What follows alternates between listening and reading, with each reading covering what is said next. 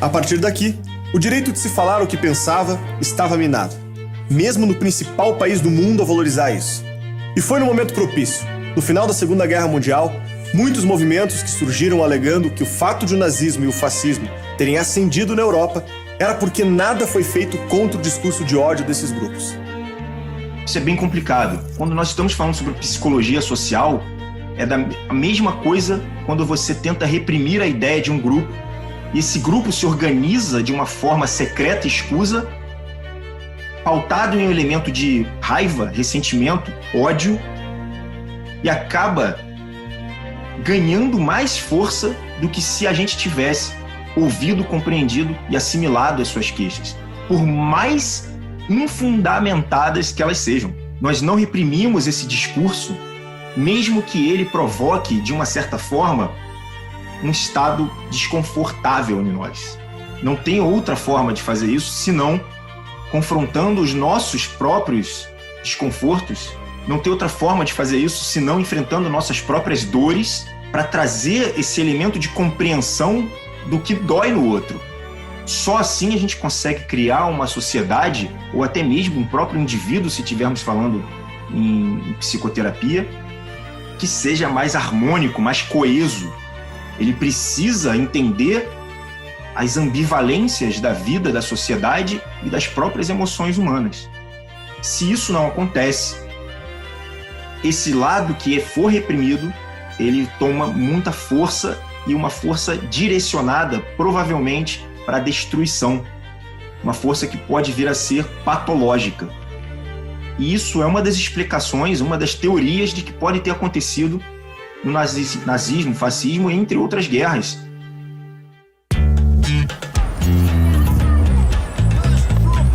Com o trauma da Segunda Guerra e essa narrativa em circulação, não demorou muito para que muitos desses movimentos traçassem alianças políticas. O pensamento marxista da segunda metade do século XX precisava se reinventar. Com o avanço da qualidade de vida da classe proletária, a luta de classes não era mais tão eloquente como antes. E a época da Guerra Fria espantava a classe média de qualquer ideia socialista. Os movimentos políticos de esquerda precisavam conseguir os votos, e a maioria buscava um governo conservador para enfrentar o comunismo. The story was an American and a Russian arguing about their two countries, and the American said, look, in my country I can walk into the Oval Office, I can pound the president's desk and say, Mr. President, I don't like the way you're running our country. And the Russian said, I can do that. The American said, you can? He says, yes. I can go into the Kremlin to the General Secretary's office, pound his desk and say, Mr. General Secretary, I don't like the way President Reagan's running his country. Foi quando nasceu a propaganda identitária revolucionária. Dividir a sociedade em pequenos grupos, cada um desses grupos unidos por uma necessidade, enfrentar o racismo, a islamofobia, o machismo, a xenofobia, o preconceito contra os indivíduos e assim por diante. Cada minoria acabava por representar um grupo de eleitores. Todas as minorias juntas poderiam construir uma maioria. E o candidato que defendesse as minorias levava as eleições. Essa representação podia acontecer por meio de movimentos, ONGs, associações, coletivos e etc. Era a evolução do modelo de sindicatos trabalhistas, onde os socialistas tinham feito a sua base anteriormente. A estratégia foi sintetizada pelo filósofo marxista Ernesto Laclau. A propaganda do partido cria uma classe, e em seguida a representa. Não sei se você se deu conta, mas as brechas nas leis eram para enfrentar os socialistas. Como isso poderia beneficiar a esquerda? Um dos principais fundadores dessas ONGs foi o revolucionário Saul Alinsky. Saul tinha duas pessoas importantes no seu círculo de influências. Barack Obama era seu advogado de defesa e seu aluno, e Hillary Clinton escrevia sua tese de mestrado sobre ele.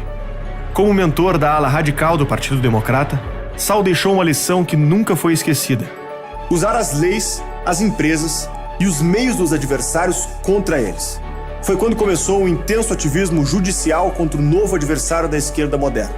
Aquilo que eles chamavam de hate speech, ou discurso de ódio.